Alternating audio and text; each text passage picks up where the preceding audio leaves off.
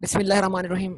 तो कल की क्लास में हमने एक क्वेश्चन सॉल्व किया था जिसमें ग्रॉस चार्जेबल रेंट इंडिविजुअल का 4 मिलियन से एक्सीड कर रहा था। तो हमने पहला ऑप्शन उसका देख लिया था कि वो चाहे तो उसको सेपरेट ब्लॉक ऑफ इनकम रखे, लेकिन उसके बाद एक और ऑप्शन है कि उसको चाहे वो नॉर्मली ट्रीट करे।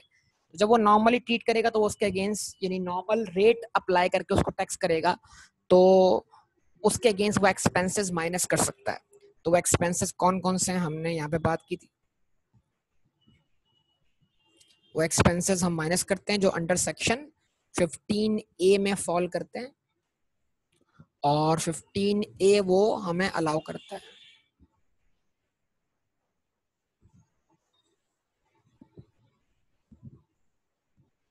ठीक है जी।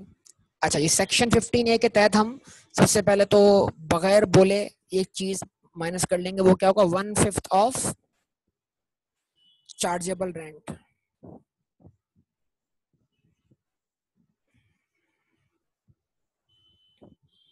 तो बताइए आप सब बेटा, 1/5 ऑफ चार्जेबल रेंट कितना बना? बोलिए। 1/5 1/5 ऑफ चार्जेबल रेंट कितना बना? 840,000।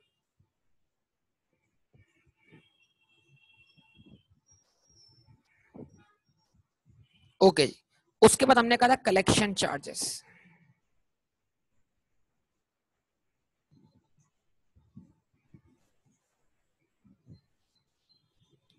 ठीक है जी। हमने कलेक्शन चार्जेस रख लिए। फॉर एग्जांपल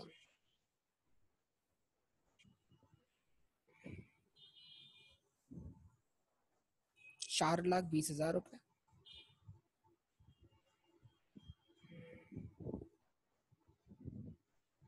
और आप सब जानते हैं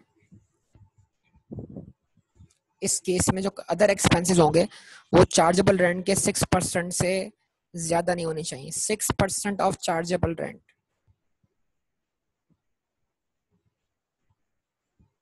निकालिए जरा बेटा, 6% ऑफ चार्जेबल रेंट क्या बनता है?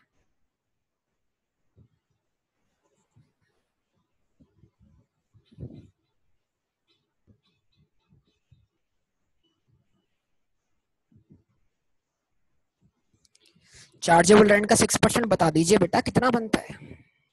252,000।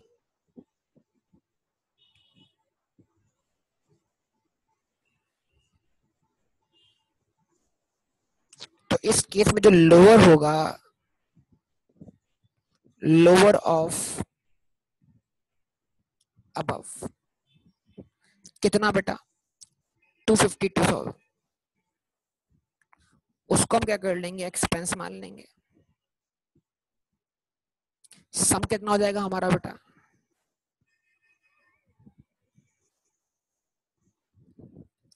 सम कितना हो जाएगा हमारा बताइए? 840,000 प्लस 252,000, ये समझ आएगा मतलब 1,92,000। 1,92,000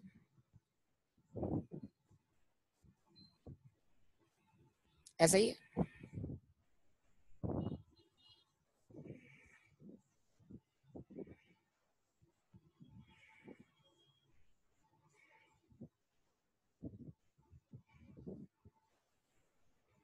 ये लेस करवा दिए इसमें से आप। ठीक है जी। और आपके पास इन आंसर आ गया 3,108,000।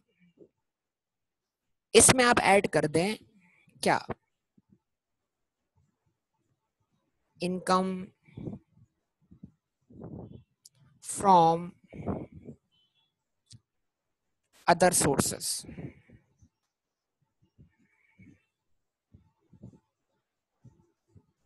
ठीक है जी। कितनी थी? 8 लाख रुपए।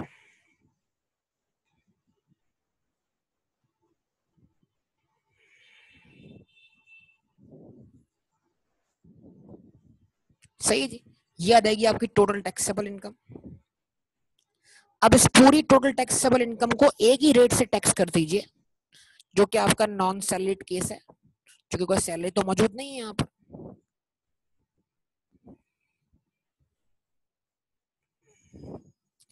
ठीक है जी।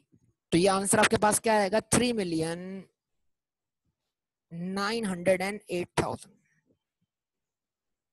तो जरा टैक्स लायबिलिटी वर्कआउट कर लेंगे मिस्टर बी की।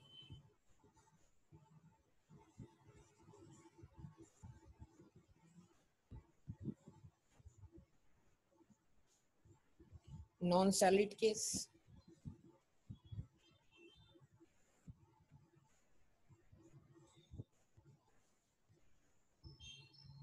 बताइए बेटा टैक्स ऑन रुपीज। जब आप 3,900,000 को टैक्स करने जाते हैं तो बताइए जरा आपके ऊपर टैक्स कितना लगता है minimum. Tax on rupees 3 million, tax on rupees 3 million 370,000, और जो अमाउंट एक्सीड कर रहा है टैक्स ऑन रुपीज कितना बेटा 1 million, sorry 908,000। At what percentage? At what percentage? At 25%. 277,000. 227,000.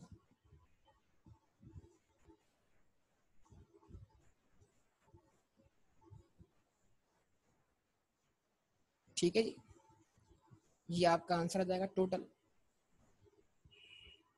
कितना हो गया बेटा? टोटल आंसर बताइए। 370 प्लस 227, 597,000। अच्छा, अब बताइए जो कल सॉल्व किया था और जो आज सॉल्व किया उसमें से लो कौन सा वाला है? यानी सेपरेट ब्लॉक ऑफ इनकम मान के हम पे लो टैक्स लग रहा है,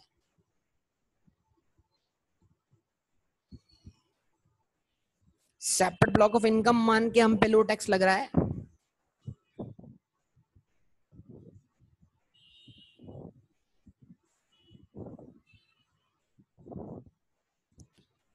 ठीक है, या फिर नॉर्मली टैक्स करके लो टैक्स लग रहा है। तो जिस तरीके से आपका लो टैक्स आएगा ऑब्वियसली वही ऑप्शन आपके लिए क्या होगा? फिजिबल होगा। तो मेरे ख्याल से ऑप्शन 2 में सब कह रहे हैं कि लो टैक्स बन रहा है, यानी नॉर्मली टैक्स करने से एक्सपेंसेस माइनस क्लेम करने। लेकिन बेटा ये ऑप्शन इंडिविजुअल और एओपी के पास जब ही अवेलेबल होगा जब उनका ग्रॉस रेंट जो होगा वो 4 मिलियन से एक्सीड करेगा। ठीक है, ये चीज सब लोग जहन में रखेंगे। यहां तक हमारी बात मुकम्मल हो गई बेटा। तो चलिए हम आगे बढ़ते हैं। अब हम आ जाते हैं कहां पर? हम आते हैं वापस एक्सपेंसेस की तरफ, और एक्सपेंसेस में हम ये सब कुछ कवर कर चुके हैं, एक्सपेंस सारे आपको समझा चुके हैं। अच्छा जी, अब यहाँ पर एक पॉइंट है बैड डेट, कि अगर कोई टेनेंट आपका डिफॉल्ट कर जाए, अगर कोई टेनेंट आपका डिफॉल्ट कर जाए तो क्या आप उसके डिफॉल्ट करने पर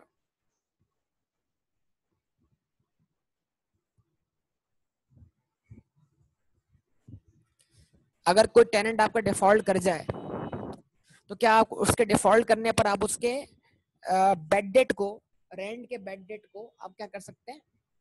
एक्सपेंस क्लेम कर सकते हैं। तो इसका जवाब यस है बेटा। तो लेकिन एक्सपेंस वही क्लेम करेगा जिसको एक्सपेंस माइनस करना अलाउ होंगे, वो एक्सपेंस क्लेम नहीं कर सकता जिसको एक्सपेंस माइनस करना अलाउ नहीं होंगे। मतलब इंडिविजुअल और एओपी क्योंकि ग्रॉस अमाउंट पे टैक्स देते हैं, लिहाजा उनके लिए एक्सपेंसेस किसी भी किस्म के माइनस नहीं हो सकते। कंपनी क्योंकि एक्सपेंस माइनस करती है, नेट अमाउंट पे टैक्स देती है, और उसका जो इनकम फ्रॉम प्रॉपर्टी है वो नॉर्मल टैक्स रेट से टैक्स होता है, लिहाजा वो एक्सपेंस माइनस करेगी।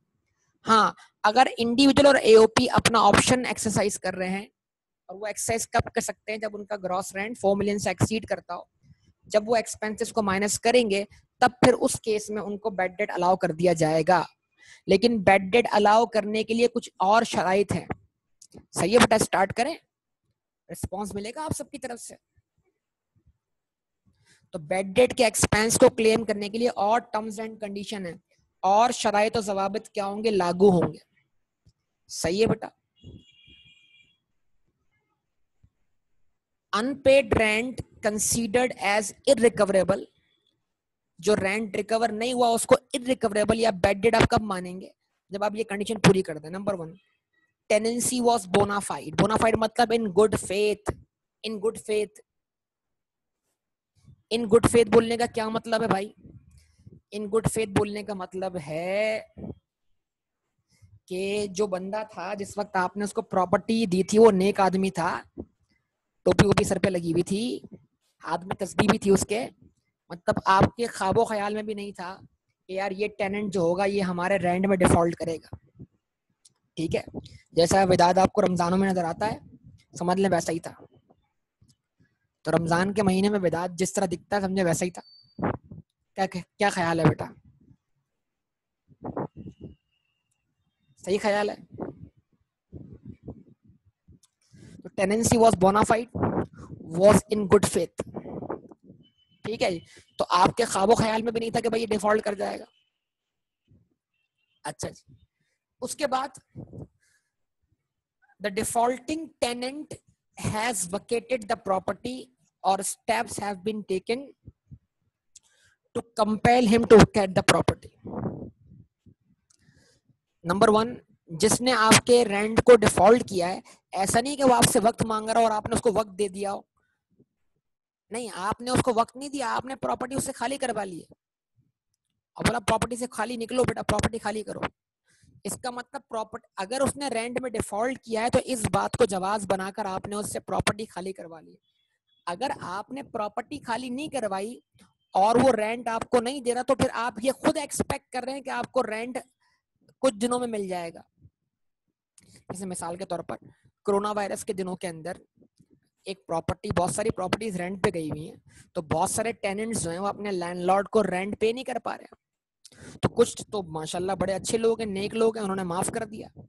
कुछ लोग ऐसे हैं जिन्होंने ये कहा कि भाई अगर आप हमें इस महीने नहीं तो अगले महीने, अगले महीने नहीं तो उससे अगले महीने दोगे। तो भाई टेनेंट ने डिफॉल्ट तो किया ना, लेकिन क्या आपने उससे प्रॉपर्टी खाली करवाई? नहीं करवाई, क्योंकि आप ये एक्सपेक्ट करते हैं कि जिस रेंट में उसने डिफॉल्ट किया वो रेंट आपको रिकवर हो जाएगा। तो फिर वो बेड डेट कैसे हुआ? बेड डेट होने के लिए एक शर्त ये भी है कि आपको उससे कोई उम्मीद ना हो कि वो प्रॉपर्टी क्या करे, वो आपको क्या करेगा, पे कर देगा। मतलब आपने बोला भाई अब तुम जाओ, तुम नहीं देने वाले इस रेंट को, तुम प्रॉपर्टी खाली करो। कुछ समझे बात को या नहीं बेटा? अच्छा जी, उसके बाद the defaulting tenant is not in occupation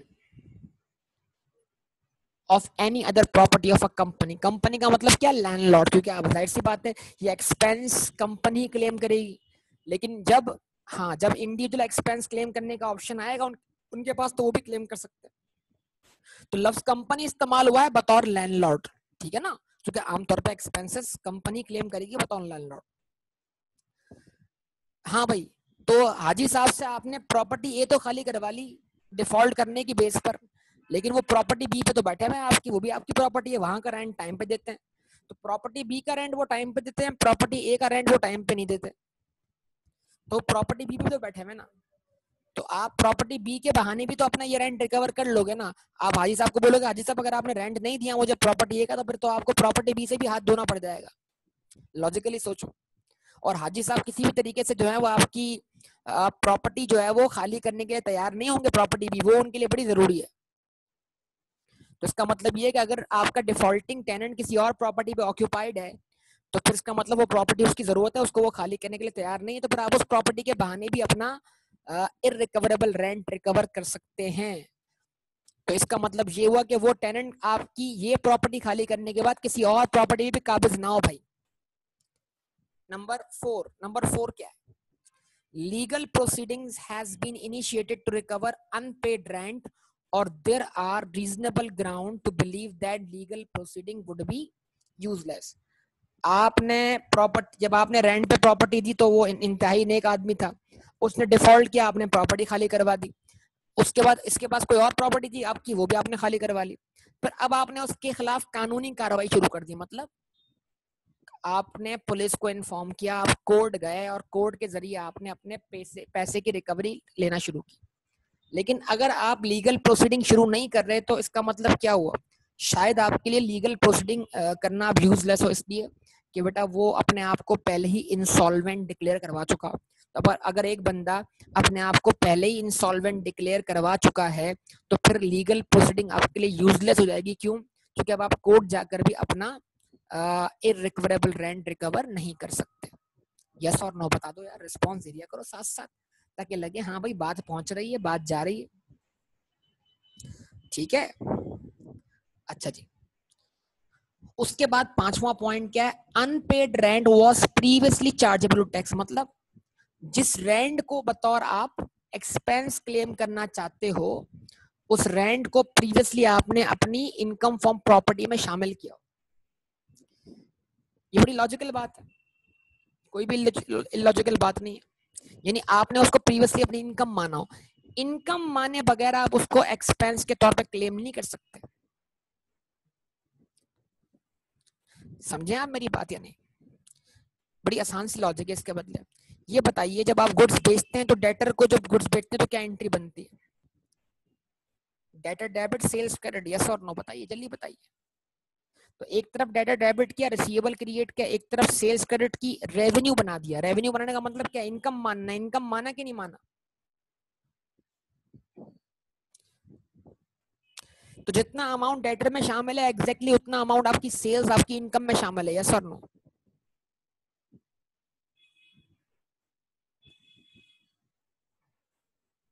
तो जब आप उसको बैड डेट बनाएंगे तो बैड डेट एक्सपेंस डेबिट करेंगे, डेटर क्रेडिट करेंगे।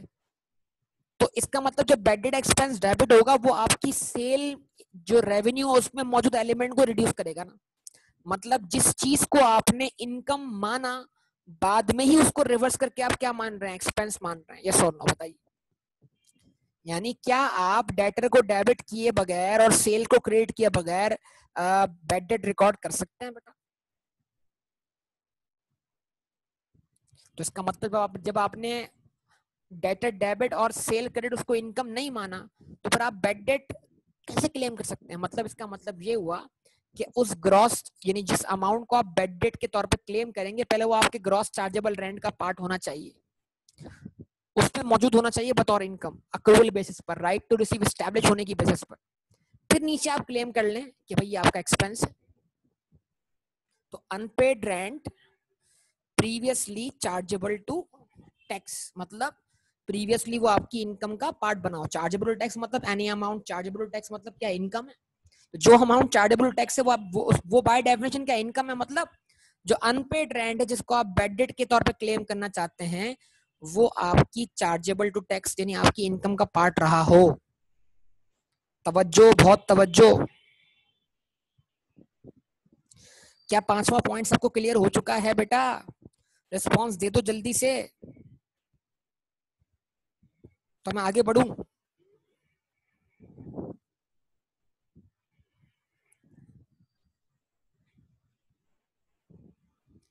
ओके जी।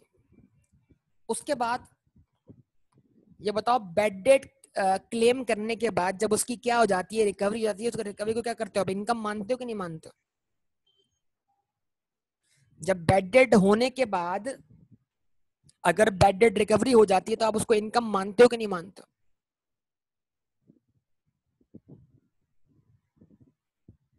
मानते हो ना?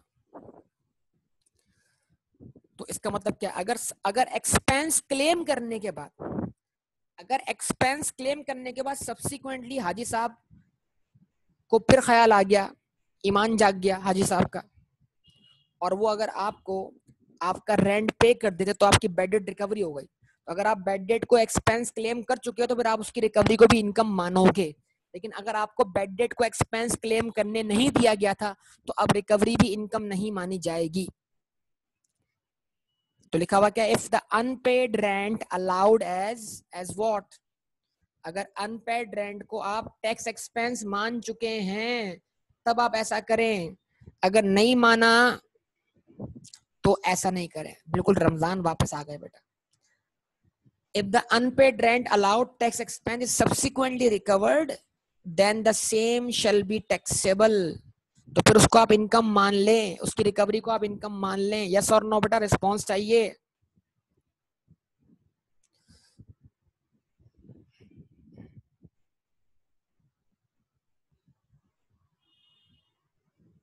सही है, चलें जी।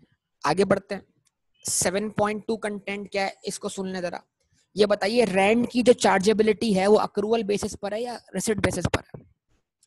Rent in a tax year is chargeable on, कोई जल्दी जल्दी रिस्पॉन्स चाहिए, जल्दी आप सबका रिस्पॉन्स चाहिए। Rent in a tax year is chargeable on accrual basis, yes और rent in a tax year is chargeable on accrual basis. Rent जो है वो चार्जेबल है अक्रूवल बेसिस पर। Rent in a tax year is chargeable on accrual basis. क्या ख्याल है? तो अब एक उसूल दिमाग में बिठाना है, वो उसूल क्या है बेटा? जो इनकम चार्जेबल होती है अक्रूवल बेसिस पर, तो उसका एक्सपेंस क्लेम करना भी अलाउ होता है अक्रूवल बेसिस पर, यस और नो? जब इनकम को हम टैक्स कर रहे हैं अक्रूवल बेसिस पर, तो हम एक्सपेंस भी क्लेम कर सकते हैं ड्यू होने की बेसिस पर।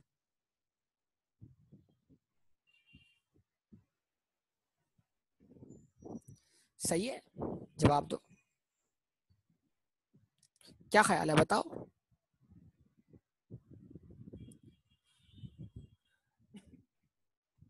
ऐसा ही है ना? तो अब अगर फर्ज करें हम अपने एम्प्लॉय को, या हम जो हैं इंश्योरेंस कॉन्ट्रैक्ट हमने लिया हुआ है, हम बिल्डिंग के लिए इंश्योरेंस पे कर रहे हैं, तो इंश्योरेंस हम पे ड्यू हो गया साल भर का, तो हमने इंश्योरेंस एक्सपेंस को रिकॉर्ड कर लिया और चार्ज कर लिया अगेंस्ट रेंट इनकम। सही है जी? तो इंश्योरेंस एक्सपेंस को हमने क्लेम कर लिया अक्रूवल बेसिस पर। या बैंक से हमने लोन लिया था प्रॉपर्टी कंस्ट्रक्ट करने के लिए, और ये प्रॉपर्टी जो हमने कंस्ट्रक्ट की थी उसको हमने रेंट पे दे दिया, तो उस लोन पर बनने वाले इंटरेस्ट को हमने चार्ज कर लिया अक्रूवल बेसिस पर। यस और नो? रिस्पॉन्स दे बेटा। लेकिन अब तक हमने इसको पे नहीं किया।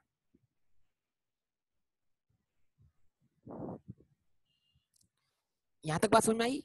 हमने पे नहीं किया लेकिन फिर भी एक्सपेंस मान लिया, क्योंकि जब इनकम अक्रूवल बेस पे टैक्स हो रही है तो एक्सपेंस भी अक्रूवल बेस पे क्लेम होगा। यस और नो?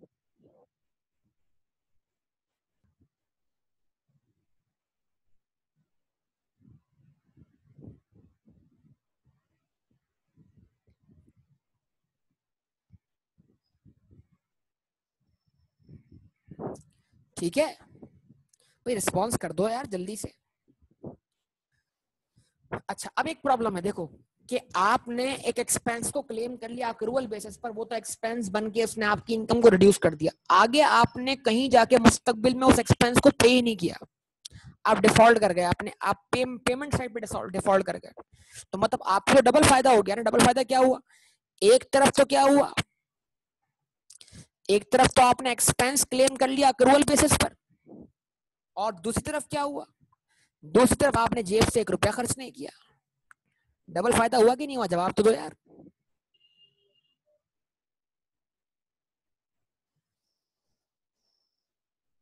रिस्पांस तो दो, रिस्पांस दो, रिस्पांस के लिए वेट कर रहा हूं। डबल फायदा हुआ नहीं हुआ? मतलब ये ऐसे है कि मैंने 100 रुपए की गुड्स परचेज की उधार पर, उनको आगे बेच दिया 200 रुपए का, और 200 रुपए मेरी जेब में आ गए, लेकिन जिससे मैंने 100 रुपए की गुड्स परचेज की थी उसको मैं 1 रुपया भी देने के लिए तैयार नहीं हूँ। तो मुझे 100 रुपए का प्रॉफिट हुआ या मुझे 200 रुपए का प्रॉफिट हुआ? मतलब बजाहिर तो मैंने 100 के अगेंस्ट, 200 के अगेंस्ट 100 रुपए का कॉस्ट ऑफ सेल क्लेम कर लिया अक्रूवल बेसिस पर, लेकिन इन रियलिटी जब तक मैं वो 100 रुपए पे नहीं कर दूंगा क्रेडिटर को, तो मेरी जेब से आउटफ्लो तो नहीं होगा ना। और अगर मेरी वो 100 रुपए पे करने की नीयत ही नहीं है, तो मेरा असल मुनाफा तो 200 रुपए हुआ है। तो इसका मतलब ये कि लॉ यहाँ पर अब इस चीज को कवर कर रहा है। तो एक और कॉमन रूल, एक और जनरल रूल हमारे सामने आ रहा है, कॉमन रूल्स जिनका ताल्लुक तमाम हेड्स ऑफ इनकम से। तो ये रूल उन तमाम हेड्स ऑफ इनकम से बिलोंग करता है जो अक्रूवल बेस पे क्या होंगी? टैक्स होंगी। कि अगर आप किसी एक्सपेंस को क्लेम कर चुके हैं, अगर आप किसी एक्सपेंस को क्लेम कर चुके हैं अक्रूवल बेसिस पर, और अक्रूवल बेसिस पे क्लेम करने के बाद वो एक्सपेंस अनपेड रहता है, अनपेड मतलब आप उसकी पेमेंट नहीं करते, कब तक? 3 साल तक। तो फिर चौथे साल में जाकर वो एक्सपेंस आपको डिसअलाउ कर दिया जाएगा। मतलब उस एक्सपेंस को डिसअलाउ करके आपने अपनी इनकम में ऐड कर लेना है। क्या ये मेरी बात सबको समझ में आती है? रिस्पॉन्स करें बेटा, रिस्पॉन्स चाहिए आपका। अब गौर से सुनिएगा, बहुत तवज्जो।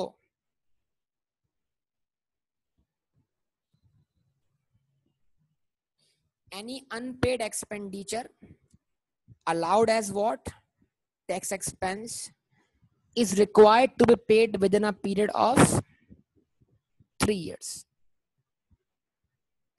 यानी जिस एक्सपेंस को आपने क्लेम किया है अक्रूवल बेसिस पर, उसकी पेमेंट आपने कर देनी है 3 साल में। 3 साल की लिमिटेशन दी है आपको। From the end of the fine on the tax year in which it was allowed. और ये 3 साल की गिनती कहां से शुरू करनी है? वो टैक्स ईयर खत्म होने के बाद से जिस टैक्स ईयर में आपने एक्सपेंस क्लेम किया था। यानी मिसाल के तौर पर अगर आपने टैक्स ईयर 2020 में एक एक्सपेंस को क्लेम किया है अक्रूवल बेसिस पर और ये एक्सपेंस अनपेड है। अब अनपेड है कब तक? तो 3 साल में कहां से काउंट करूं? 3 साल में काउंट करूं उस साल को खत्म करने के बाद जिस साल मैंने एक्सपेंस क्लेम किया। मतलब मैंने 2020 में एक्सपेंस क्लेम किया है, तो 2020 खत्म होने के बाद क्या शुरू होगा? टैक्स ईयर 2021 1 साल, टैक्स ईयर 2022 2 साल, टैक्स ईयर 2023 3 साल। यानी जिस टैक्स ईयर में मैंने एक्सपेंस क्लेम किया है, अगर वो टैक्स ईयर खत्म होने के बाद जो आने वाले 3 टैक्स ईयर हैं उसमें अगर वो एक्सपेंस अनपेड हो, तो फिर चौथे टैक्स ईयर में आपको वो डिसअलाउ होगा। तो चौथा टैक्स ईयर क्या हुआ? Tax year 2024। यानी एक्सपेंस क्लेम किया टैक्स ईयर 2020 में अक्रूवल बेसिस पर, जो कि अनपेड रहा 2021 में, 2022 में, 2023 में। तो फिर अब आप उसको रिवर्स करके इनकम में ऐड कर दें टैक्स ईयर 2024 में। एनी अनपेड, एनी मतलब बैलेंस जो भी हो उसका, any unpaid liability against such expense shall be chargeable to tax in the 4th year. तो फिर जो चौथा साल होगा उसमें जितना भी अनपेड पोर्शन होगा उस एक्सपेंस का, वो आपकी इनकम में ऐड बैक कर दिया जाएगा। ठीक है जी, क्या ये बात समझ में आती है बेटा यहां तक?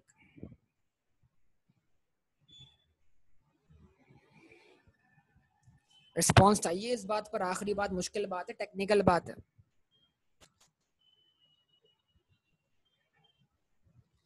अच्छा जी, अब ये हाउएवर से बात शुरू होती है। However if the said amount जिसको एड बैक किया is paid subsequently, then it shall be allowed as tax deduction in the year in which it was paid. Scenario समझ लें बड़ा। टैक्स ईयर 2020 में आपने एक्सपेंस क्लेम किया accrual basis पर, tax year 2021 में अनपेड, 22 में अनपेड, 23 में अनपेड। क्या करना पड़ा? 24 में एड बैक करना पड़ा क्योंकि आप वो अनपेड था। लेकिन फिर आपने सोचा यार पे कर ही देते हैं, 25 में आपने पे कर दिया। तो अगर आप एड बैक करने के बाद पे कर चुके हैं तो दोबारा उसको लेस कर लें, क्लेम कर लें। अगर सब्सिक्वेंटली आप उसको पे कर चुके हैं तो आप उसको क्या करें? लेस करवा लें, क्योंकि आपने जो कंडीशन थी वो पूरी कर दी, एक्सपेंस आपकी जेब से खर्च हो गया। तो जिस वजह से वो एड बैक किया था वो अनपेड होना था, अगर वो अब पे हो चुका है तो आप उसको लेस कर लें, दैट्स ऑल। और अगर आपने लिमिटेशन वाले पीरियड में ही पे कर दिया तो फिर आपको कुछ करने की जरूरत नहीं है, फिर तो आपने कंडीशन वायलेट की नहीं ना बेटा। अगर आपने उस 3 साल के अंदर अंदर उसको पे कर दिया है तो फिर तो कोई प्रॉब्लम ही नहीं हुआ। यस और नो? रिस्पॉन्स करो बेटा, रिस्पॉन्स करो।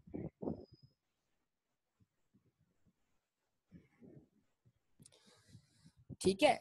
अच्छा, ये कॉन्सेप्ट जो है वो उन्हीं एक्सपेंसेस पर अप्लाई हो सकता है जिनकी हमने पेमेंट करनी है। मतलब रिपेयर्स तो हमें 1/5 ऑफ चार्जेबल रेंट मिलेगा ना बेटा, उसका तो उसका तो एक्चुअल रिपेयर्स की पेमेंट से कोई ताल्लुक ही नहीं है। यस और नो?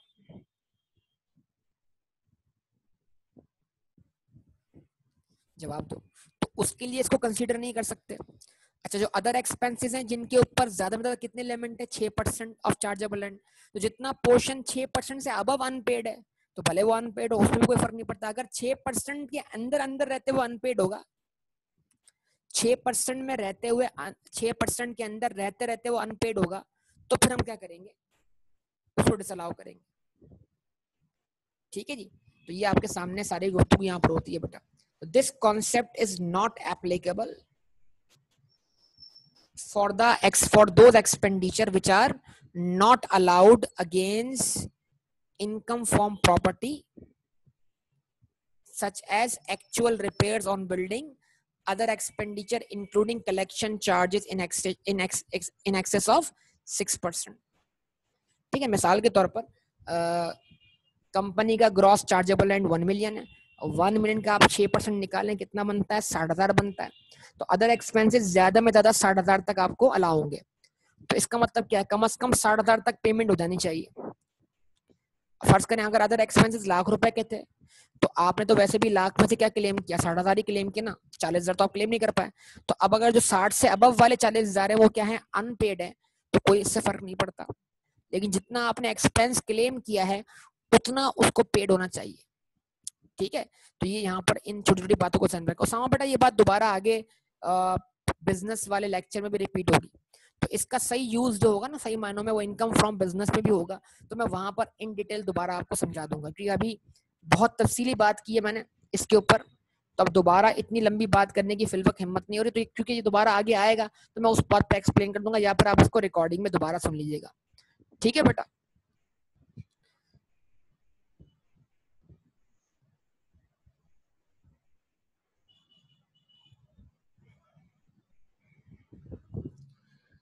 अच्छा जी, अपोर्शनमेंट ऑफ एक्सपेंसेस। ठीक है जी, अब फर्ज करें, देखिए बड़ी सिंपल सी बात है, इसमें कुछ सिचुएशंस है। वो सिचुएशंस क्या है समझिएगा जरा बात।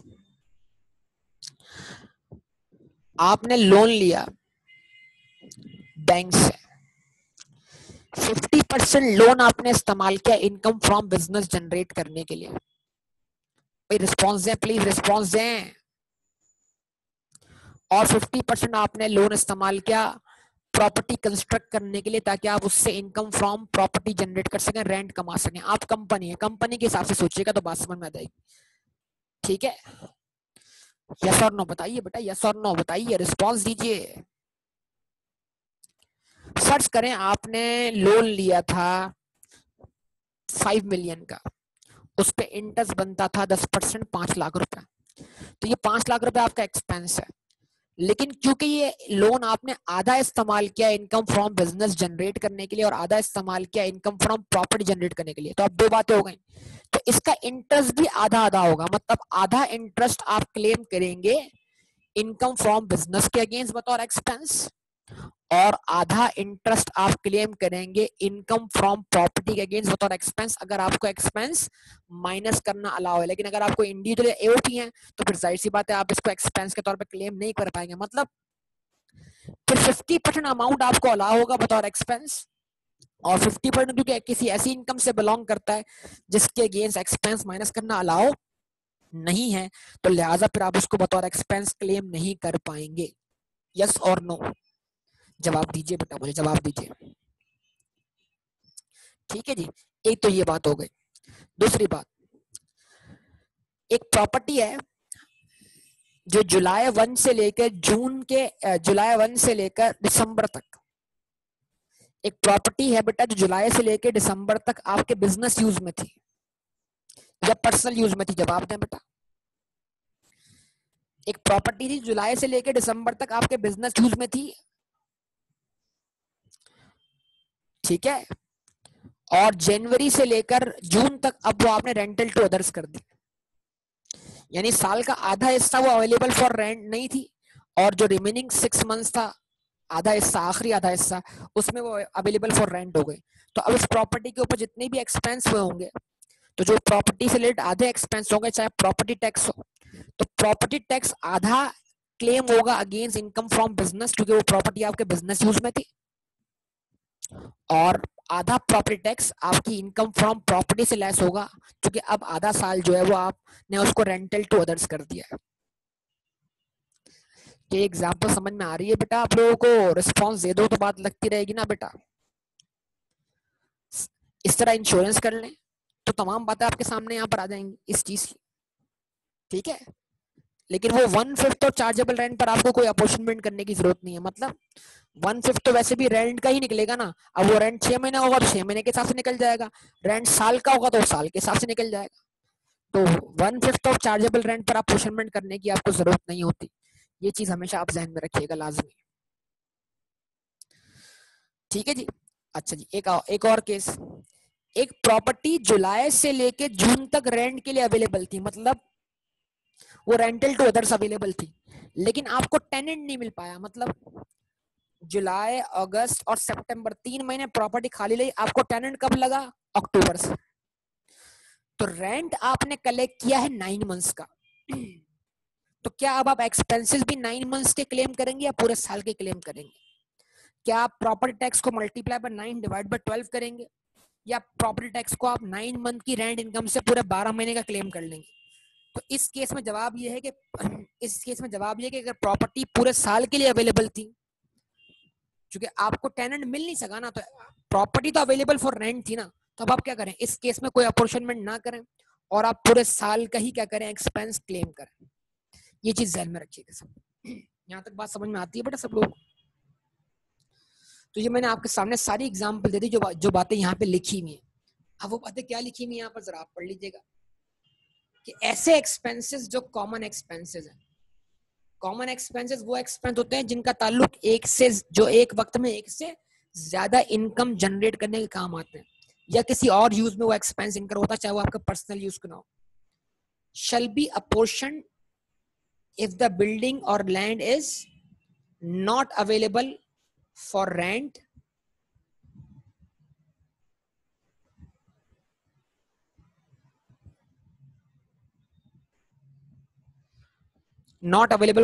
for the whole year।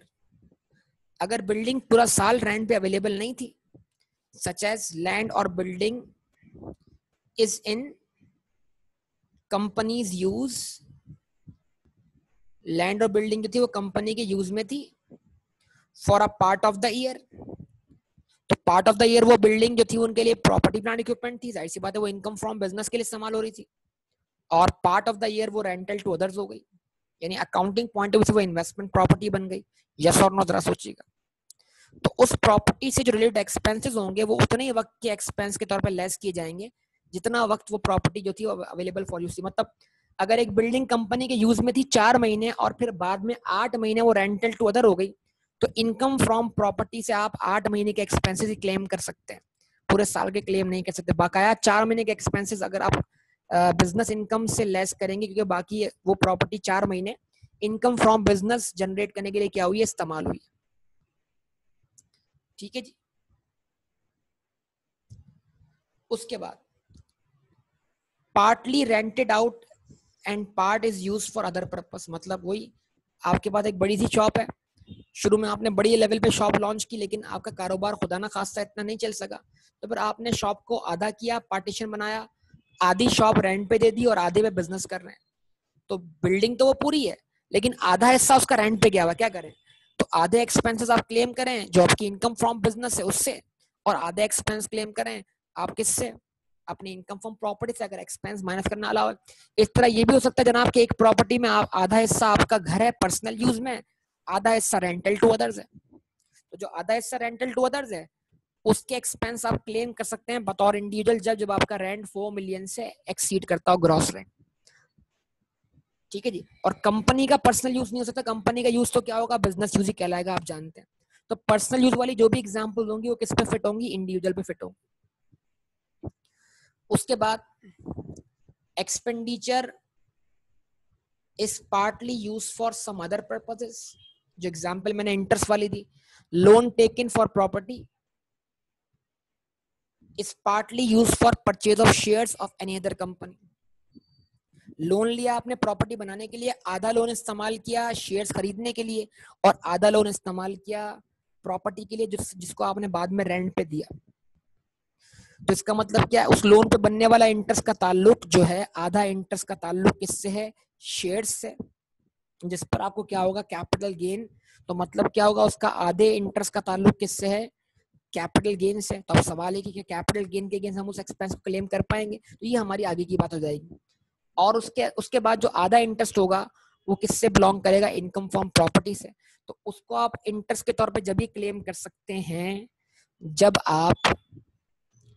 आपको जब इनकम फ्रॉम प्रॉपर्टी के अगेंस्ट एक्सपेंस माइनस करना क्या हो, अला हो। एक ही बात बार बार मैं रिपीट कर रहा हूँ, उसके बाद क्या है, it is a considered opinion that expenses would not be apportion if land or building is available for rent for the whole tax year but actually rented out for a part of the year due to any reason including non availability of tenant. जो मैंने कहा जुलाई अगस्त और सितंबर तक tenant available नहीं रहा, tenant available नहीं था, property available थी, फिर अक्टूबर से टेनेंट अवेलेबल हो गया तो आपको टैक्स ईयर में मिला 9 मंथ्स का रेंट, लेकिन आप एक्सपेंस पूरे क्लेम करेंगे 12 महीने की, क्योंकि प्रॉपर्टी 12 महीने अवेलेबल फॉर क्या थी, रेंट थी। ये सारी गुफ्तगू जिनकी एग्जांपल्स मैं आपको पहले दे चुका हूँ, ये सारी बातें यहाँ से कवर होती। अब आपके ऊपर एक जिम्मेदारी बनती है कि आप क्या करें बेटा। अब आप जो क्वेश्चन देना है इसके एंड पर जरा वो करके बताया मुझे, ठीक है। ये यहाँ से क्वेश्चन शुरू है। Question number 1 A limited, question number 2 mister B. ये 2 क्वेश्चन करके बताइए फिलहाल, हो जाएंगे बेटा। कोई स्क्रीनशॉट वाला हो तो स्क्रीनशॉट ले ले भाई। क्वेश्चन नंबर 1 ए लिमिटेड के नाम से ये सॉल्व कर लीजिएगा बेटा, और question number 2 a limit individual के लिए क्वेश्चन सॉल्व हो रहा है, सही है। ले लिया स्क्रीनशॉट बेटा, बता दो अगर कोई है तो। और क्वेश्चन नंबर 2 मिस्टर बी, ठीक है जी। बी वाला क्वेश्चन बड़ा इंपॉर्टेंट और बड़ा अच्छा क्वेश्चन है, ठीक है। तो इसको मैं एंड करता हूँ, इंशाल्लाह बाकी सारा डिस्कशन करेंगे अगली क्लास में। ओके बेटा, अल्लाह हाफिज।